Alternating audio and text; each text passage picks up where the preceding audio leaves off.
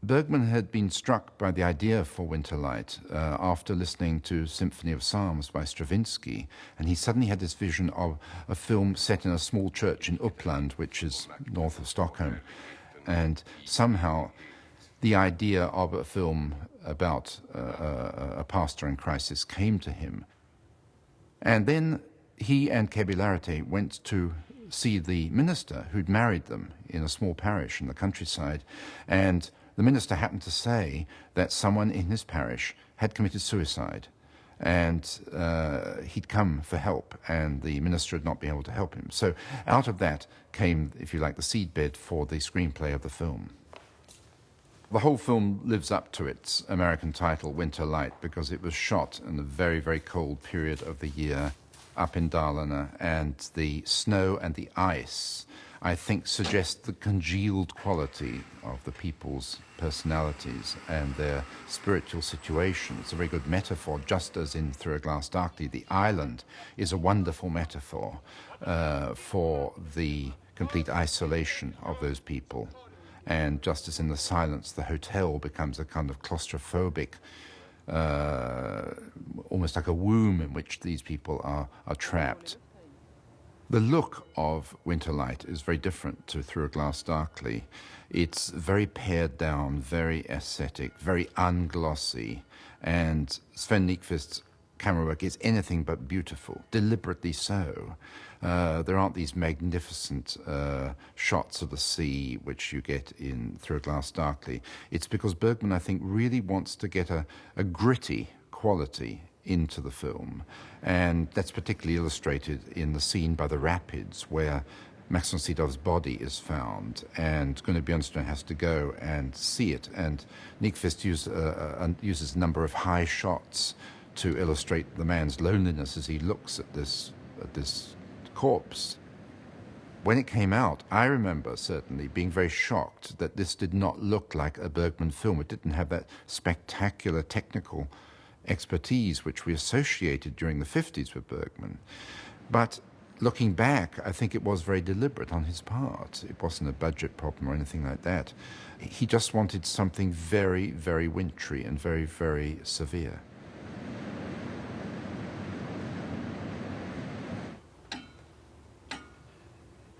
Gunnar Björnstrand, the minister, is really confronted with two big things in his life in the space of just 3 hours, because the film runs from 12 noon till 3 p.m. on a single winter afternoon. He's confronted first with the fisherman who has come to him for help and has pleaded almost, for some kind of succor, some kind of encouragement to believe that the world is not going to come to an end, because at that time the Chinese had just announced that they were experimenting with nuclear weapons, and so this fisherman comes to Gunnar Björnstrand and asks him, is this going to happen? Is this going to be the end of our world? The second thing that happens to him is that his former mistress writes him a letter in which she really pretty much tears him to shreds. And there's not much left for him after he's heard this letter. He just has to go back to basics, which is why the film ends on a very, very austere note where he and this woman, Märta, are in a church, and Gunnar Björnstrand starts conducting the service even though there's only one person in the church. And I think that's Bergman's optimism that makes him feel, as long as there's one person you reach out to, as long as you make one contact, then there is hope for the future. Gunnar Björnstrand, who plays the leading role, was a very old friend of Bergman's and had been in some of his very earliest films. I think his first performance was in 1947 in It Rains on Our Love, where he has a very brief, rather amusing appearance. But they're very old friends, and they were until death. But Bergman was quite ruthless. Gunnar was suffering from very, very bad cold and bronchitis at the time, and Bergman got his doctor to give him some medicine, which actually wasn't really good for the illness in question. And as a result, Gunnar seemed to get even worse. And that tetchiness which comes across in his playing was a result of that illness and its treatment. And that's what Bergman wanted. There's this very interesting character of Algot Frøvik in the film, played by Alan Edval, who assists Thomas in the church. And he is a hunchback, and he's very aware of his handicap and regards it almost as if he was a surrogate savior, that he was suffering himself, and he compares his suffering with Christ on the cross and the Garden of Gethsemane and all this. And somehow it's an outward and physical sign of this spiritual malaise which Bergman senses in the film.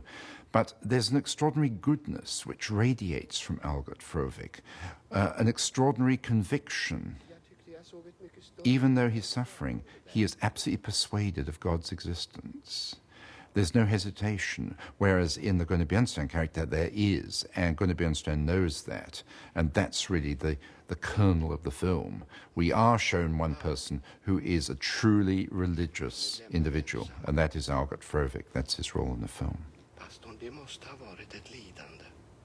The most revolutionary scene in Winter Light, and something which a lot of people were just stunned by and couldn't believe that Bergman had broken all the rules, in that he holds a single close-up on Ingrid Thulin for almost 6 minutes when she's reading a letter out loud, a letter she's written to the minister, which really exposes all his shortcomings. Bergman's technique there was very, very bold. It was almost as bold as the editing of Jean-Luc Godard had been earlier that decade. The result is that we can't escape. We're really trapped as an audience into watching this and to listening to it. And of course his writing is so good that your attention doesn't wander. Säg att det inte är fel. Älskar det. It was a brilliant technical coup. Bergman wasn't just the orthodox, conservative stage director that some people like to think. I believe he always is looking to experiment where he can, and he's a master of the close-up. And that scene is certainly an example of that art at its greatest.